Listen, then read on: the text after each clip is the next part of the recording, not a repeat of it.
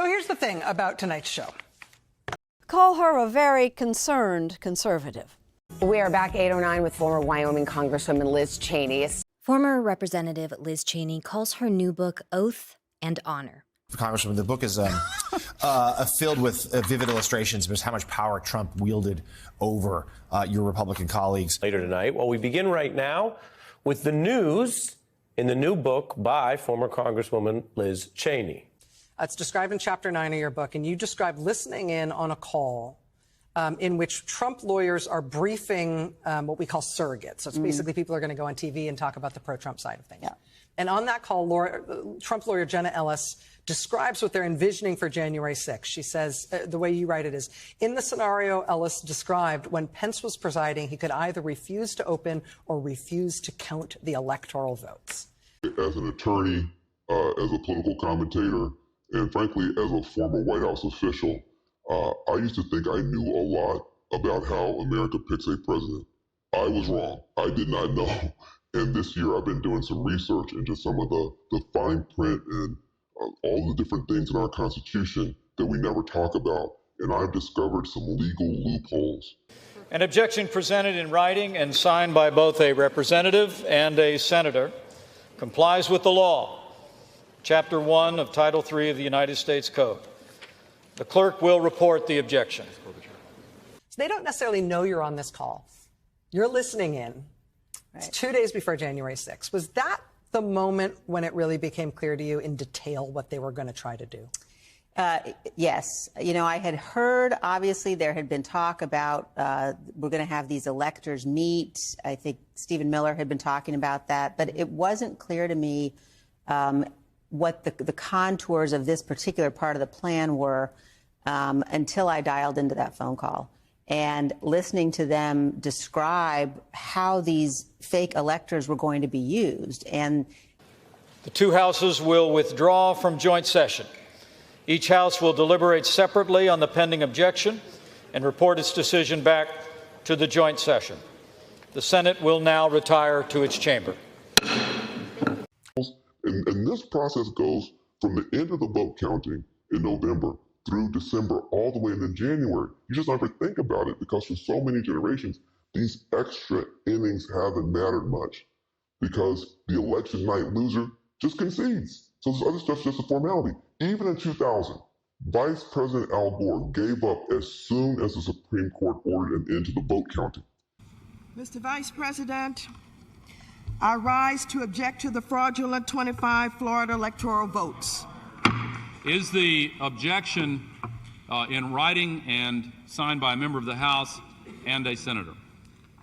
The objection is in writing, and I don't care that it is not signed by a member of the Senate. The chair will advise that the rules do care. The fact that they anticipated that Vice President Pence was going to use them to refuse to count the legitimate electors was certainly a moment of intense concern. And as I got off that call, I ran into the Capitol, into the office of the parliamentarian of the House to say, you know, wait a minute, this is what I'm hearing is going to happen. What do we do about it in the joint session? How do we stop this? And Madam, Mr. Speaker, can I have order in the chamber? The House will be in order.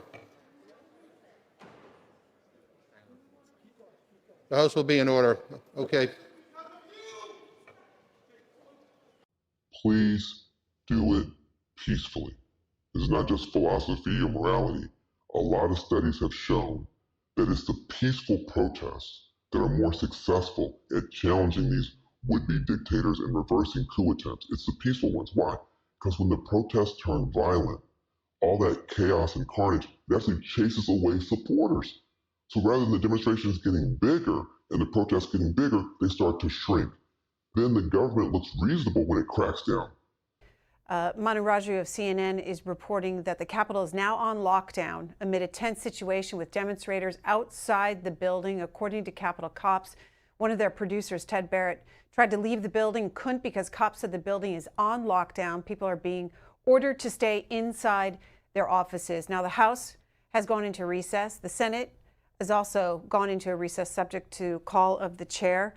So let's do our best, vote, but this time we got to stay vigilant and active. Even after the ballots have been counted, we got to stay active all the way through to Inauguration Day. But I want to say to you, I will support the winner of a free and fair election, no matter which candidate wins. And I will oppose any so-called winner who prevails by twisting the process beyond recognition. Because any American should be willing to concede an election, but no American should concede the core principles of democracy itself. And may God bless the United States of America. Let's get back to work. Electoral vote certification for Arizona. So therefore, those 11 electoral votes have been awarded to Joe Biden and Kamala Harris. And it was very clear that there were not a lot of good answers to that, because I learned later through the investigation that Vice President Pence and his counsel were having discussions with the Senate parliamentarian, and that the Vice President, ultimately, of course, did his duty bravely. Is the objection in writing and signed by a senator? Yes, Mr. President, it is. An objection presented in writing and signed by both a representative and a senator complies with the law. Chapter 1, Title 3 of the United States Code. The clerk will report the objection. Because never forget this. In the long sweep of human history, a democratic republic is the rarest form of government on earth. Democracies are fragile. Democracies can fail. And what citizens do or fail to do in a moment of crisis can determine the final fate of government of, by, and for the people. We're going to listen to the Vice President now read off the vote and then discuss the gravity of this moment. On this vote, the yeas are 7, the nays are 92. The objection is not sustained. The Secretary will notify the House of the action of the Senate, informing that body that the Senate is now ready to proceed to joint session with further counting of the electoral vote for President and Vice President. Majority Leader. Mr. President, what will happen is of all of our colleagues who don't expect additional. I would just want to hear what McConnell says. So, Mr. President, I ask unanimous consent that upon the dissolution of the joint session, the Senate stand adjourned to then convene for pro forma sessions only, with no business being conducted on the following dates and times. Basically, that's following each pro forma right, and it's so interesting in terms of why people get turned off by government. One little step sideways that just informs our culture. Yeah. We're going to come back tomorrow for pro forma sessions where no business is conducted. Right. Only in government do you have a meeting to do nothing. Now, what that means is they will not get your business done tonight. Sections 15 and 17 of Title 3 of the United States Code require that any objection be presented in writing, signed by a member of the House of Representatives and a senator. Is the objection in writing and signed by a member and a senator? It is in writing. It's signed by a member, but it is not signed and objected to by a senator, Mr. President. In that case, the objection cannot be entertained. And I don't care that it is not signed by a member of the Senate. The chair will advise that the rules do care. The votes for Vice President of the United States are as follows. Kamala D. Harris of the state of California has received 306 votes. Michael R. Pence of the state of Indiana has received 232 votes. The announcement of the state of the vote by the President of the Senate shall be deemed a sufficient declaration of the persons elected President and Vice President of the United States, each for the term beginning on the 20th day of January, 2021, and shall be entered together with the list of the votes on the journals of the Senate and the House of Representatives. The purpose of the joint session having concluded, pursuant to Senate Concurrent Resolution 1, 117th Congress, the chair declares the joint session dissolved.